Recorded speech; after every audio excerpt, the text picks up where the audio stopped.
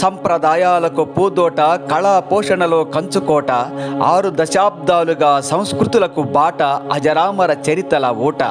పాతర్లపాడు ముక్కోటి ఉత్సవం భక్త కోటికి బ్రహ్మోత్సవం. పంచదార కన్న పాలమేగడ కన్న జుంటి తేనె కన్న జున్ను కన్న పనస తొనల కన్న పాయసాన్నము కన్న తీయనైనది మన తెలుగు భాష సంస్కృతి సంప్రదాయం. పాతర్లపాడులో ముక్కోటి పులకించెను భక్త కోటి.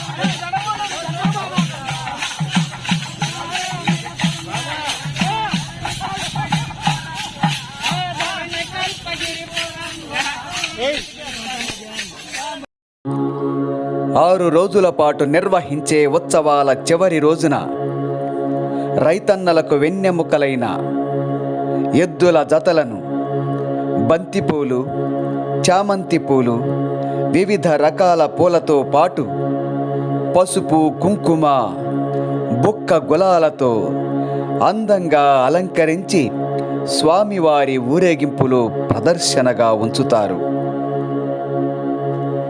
ప్రదర్శనలో పాల్గొన్న వారికి గంటల పట్టెడ, మువ్వల పట్టెడలను ప్రథమ, ద్వితీయ బహుమతులుగా కమిటీ వారు అందజేస్తారు. ఈ ప్రదర్శనను జంజరగాళ్ల ప్రదర్శనగా పిలుస్తారు. బహుశా ఈ సంప్రదాయం తెలుగు రాష్ట్రాలలో ఎక్కడా కనిపించదు. ఈ గ్రామంలో ఈ సంప్రదాయం జరగటం ఎంతో విశిష్టమైనదిగా చెప్పవచ్చును. గ్రామ రైతు సోదరులందరూ కూడా స్వామివారి కార్యక్రమంలో పాల్గొని స్వామివారి కృపకు పాత్రులు అవుతారు. ఖమ్మం జిల్లా చింతకాని మండలం పాతర్లపాడు గ్రామంలో మొదటి రోజు స్వామివారి ఊరేగింపుతో ముక్కోటి ఉత్సవాలు ప్రారంభమవుతాయి. ప్రతిరోజు తెల్లవారుజామున సన్నాయి మేళంతో స్వామివారికి సుప్రభాత సేవ, సాయంత్రం వేళల్లో భజన కార్యక్రమాలు భక్తి శ్రద్ధలతో నిర్వహించబడతాయి. 5 రోజులు స్వామివారి సన్నిధిలో అనేక సాంస్కృతిక కార్యక్రమాలు కొనసాగుతాయి. బుర్ర కథలు, హరికథలు, పౌరాణిక నాటకాలు, నాట్య కార్యక్రమాలు, తెలుగు రాష్ట్రాల్లో ప్రసిద్ధి చెందిన కళాకారులతో ప్రదర్శనలు జరుగుతాయి.